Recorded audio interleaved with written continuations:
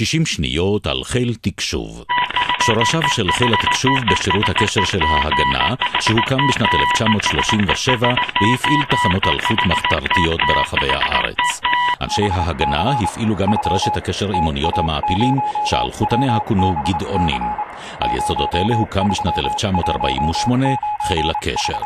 בשנת 1961, עם התפתחות הטכנולוגיה, הוסב שמו של החיל לחיל הקשר והאלקטרוניקה.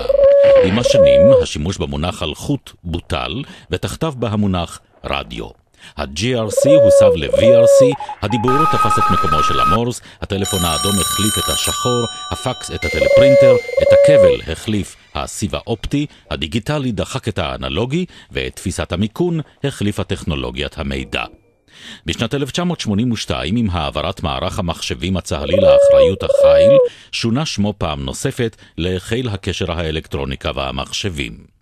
לאחר הקמת אגף התקשוב והתפתחות טכנולוגיית התקשוב, אימץ החיל את שמו של אגף האם והפך לחיל התקשוב, מה שלא מנע את העברתו למפקדת זרוע היבשה, משגה לדעת רבים, אשר תוקן כעבור שנים אחדות.